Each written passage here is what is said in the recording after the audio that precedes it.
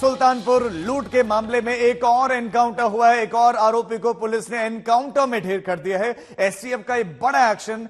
Lucknow unit ने उन्नाव के अचलगंज में सुल्तानपुर डकैती कांड के आरोपी अनुज प्रताप सिंह का एनकाउंटर किया। अनुज प्रताप सिंह वो आरोपी है जो सबसे पहले ज्वेलरी शॉप में दाखिल होता है और ओनर को, उनके बेटे को गन पॉइंट पर धमकाता है। बड़ा बैग इसके पास में होता है। इसको ढूंढा जा रहा था। इसी मामले में, इसी डकैती मामले में पहले भी एनकाउंटर हो चुका है। मंगेश यादव एनकाउंटर मामले में राजनीति देखने को मिली जब जाति आधारित एनकाउंटर के आरोप लगाए गए, जिस पर पुलिस की तरफ से सफाई भी दी गई। और अब इसी मामले में एक और बड़ा एनकाउंटर हुआ है। ये मुख्य आरोपी का करीबी अनुज प्रताप सिंह एनकाउंटर में मारा गया है। इसी मामले से जुड़े हुए बड़ा अपडेट ये देते कि जिस जगह पर अचलगंज में एनकाउंटर हुआ, एक और आरोपी इसके साथ में था, लेकिन वो एसटीएफ को चकमा देकर फरार हो गया।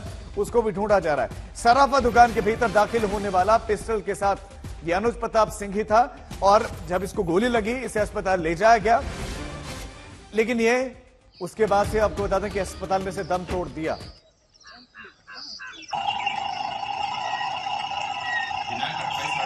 जनपद सुल्तानपुर में भरत ज्वेलर्स की दुकान में हुई डकैती से संबंधित अभियुक्त गणों की आज दिनांक 23/9/24 को एसटीएफ लखनऊ की टीम के साथ थाना अचलगंज उन्नाव क्षेत्र में मुठभेड़ हुई, जिसमें एक बदमाश घायल हुआ और दूसरा मौके का फायदा उठाकर भागने में सफल हो गया।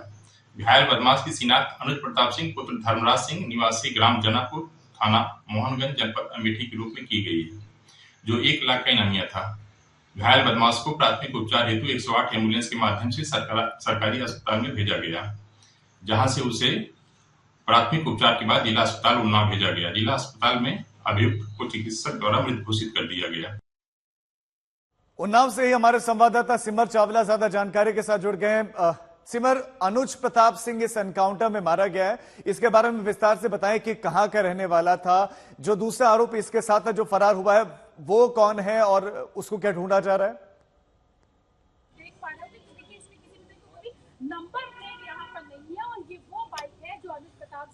बिल्कुल राजीव, मैं आपको बता दूं सबसे पहले कि ये बड़ा इनकाउंटर है। इसकी बात करी जाए अजय प्रताप सिंह, तो 1 लाख का इनामी था और इसमें पूरा जो सुल्तानपुर डकैती कांड हुआ था, इसमें एक मुख्य आरोपी में से एक था। मैं आपको बता दूं कि जो सबसे बड़ा मुख्य आरोपी था, इसमें जो मास्टरमाइंड था, जिसे गैंग लीडर भी बनाया गया है, विनय सिंह, उसका ये साथी था।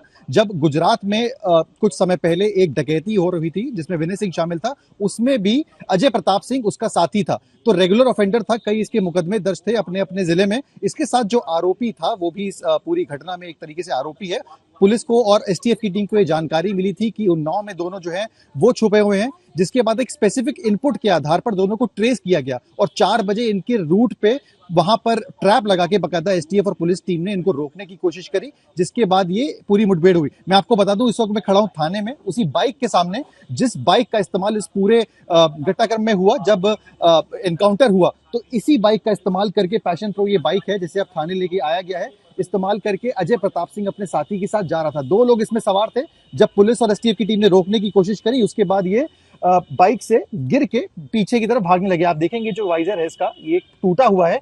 ये गिरने की वजह से इसमें इसमें चोट आई है और इसमें ये टूटा है। ये बाइक की स्थिति है जिसे अब यहाँ पर थाने ले आया गया। आप देखेंगे तो इसमें किसी नंबर का इस्तेमाल नहीं है, कोई नंबर प्लेट नहीं है, ना आगे आपको इस पूरे इसमें नंबर प्लेट मिलेगी और ना, अगर मैं अपने कैमरा पर्सन से रिक्वेस्ट करूंगा आपको दिखाने पाए कि पीछे भी इसमें नंबर प्लेट फिलहाल नहीं है। तो ये पुलिस भी जांच कर रही है किसकी बाइक थी, कब ये ली गई थी, क्योंकि इसी तरीके की घटनाओं में इस तरीके की बाइक का इस्तेमाल होता है। इसीलिए इसको यहाँ पर अचलगंज थाने लाया गया है, जिसके बाद अब तफ्तीश इस पूरे मामले में चल रही है।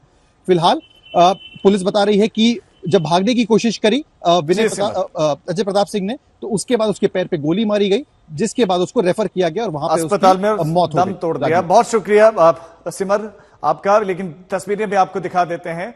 अनुज प्रताप सिंह, ये देखिए, ये वो शख्स है, सबसे पहले दाखिल होता है। आप देखेंगे इसने हेलमेट भी लगा रखा है और साथ ही साथ गमछा पूरी तरह से कवर अपने चेहरे को किया हुआ है। ये सबसे पहले दाखिल होता है। ये देखिए मोटरसाइकिल से उतरता है और उसके बाद जब ये जाता है, सबसे बड़ा बैग भी इसी के हाथ में होता है। 14 आरोपी हैं, अब तक 2 एनकाउंटर में मारे जा चुके हैं। इस मामले में आपको बता दें कि राज्य की सरकार को समाजवादी पार्टी ने इससे पहले जाति मामले को लेकर घेरा था कि आरोपी की जाति जानी गई, पूछा गया और उसके बाद उसका एनकाउंटर किया और मुख्य आरोपियों तक पुलिस पहुंच नहीं रही क्योंकि उनकी जाति दूसरी है। तो इससे पहले अखिलेश यादव और समाजवादी पार्टी बार बार ये आरोप लगाते रहे कि जाति देखकर इस मामले में एनकाउंटर हो रहे हैं और सारे एनकाउंटर फर्जी हैं। अब आपको सुनवाते हैं अखिलेश यादव का बयान। बड़े पैमाने पर टांग में गोली लगी है या हाथ में गोली लगी है, इसका नाम दिया है हाफ एनकाउंटर या टांग पे गोली वाला एनकाउंटर। ये जितने भी टांग पर गोली वाले एनकाउंटर हैं, ये सब फर्जी एनकाउंटर हैं। ये सरकार की नीयत साफ नहीं है, सरकार की नीयत कभी साफ नहीं हुई है। सरकार चुनाव हारने के बाद और खासकर भारतीय जनता पार्टी चुनाव हारने के बाद केवल यादव और मुसलमान पर नजर मार रही है। तो अब देखना होगा कि समाजवादी पार्टी का इस एनकाउंटर पर क्या रिएक्शन आता है। सिमर चावला भी हमारे साथ लगातार बने हुए हैं। सिमर, सवाल यह है कि जो जाति वाले आरोप लग रहे थे, जाति आधारित वहां पर राजनीति चल रही थी, एनकाउंटर्स को भी जाति से जोड़ा जा रहा था, सवाल यह कि क्या वो समाप्त होगा?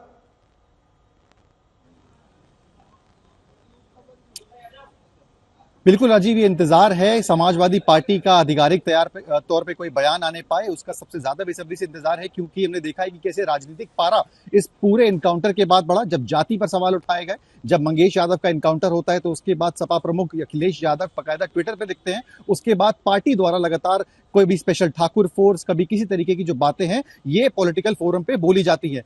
इसके बाद अपने आप में आज जो एनकाउंटर हुआ है, जिसमें जो अनुज प्रताप सिंह है जो मारा गया है, इस पूरे उसके बाद अब समाजवादी पार्टी से सवाल पूछा जा रहा है कि जिसकी आप बात कर रहे थे, जिस जाति की आप बात कर रहे थे, उसके बाद अब जो ऑपरेशन हुआ है जिसमें कहीं ना कहीं उसकी जो डात है वो ठाकुर की, उसके बाद आप क्या कहेंगे? तो कहीं ना कहीं स्टेटमेंट जो है वो आता हुआ अभी दिखाई दे रहा है। फिलहाल अगर बात करें सूत्रों की, तो समाजवादी पार्टी का ये कहना है कि जब अब एक्शन इस तरीके का लेंगे तो आपके हाथ से भी चीजें बाहर निकल जाती हैं। तो कहीं ना कहीं इसी लाइन पे समाजवादी पार्टी अपना स्टेटमेंट जो आगे वो रिलीज करेगी। फिलहाल राजनीतिक जो है वो बिल्कुल इस पे पूरे तौर पे गर्म है।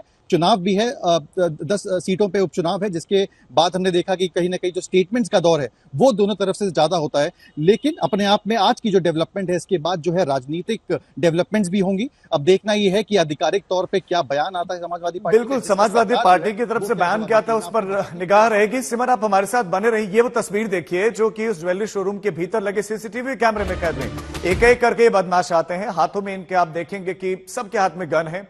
ये ज्वेलरी शोरूम के बिल्कुल बाहर की भी तस्वीरें हैं, तो भीतर और बाहर दोनों जगह की तस्वीरें। सबसे पहले यही अनुज प्रताप सिंह इस ज्वेलरी शोरूम के भीतर दाखिल होता है, यही सबसे पहले गन दिखाता है।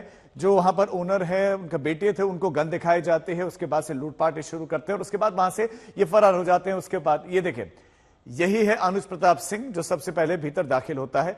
ये तस्वीरें हैं और उसके बाद जो वहां पर ग्राहक भी बैठे हुए थे, उन सबको जो है गन दिखाकर जो है शांत भी कराया जाता। फिर उसके बाद लूटपाट शुरू होती। 14 आरोपी हैं और 2 इस मामले में एनकाउंटर अब 2 हो चुके हैं।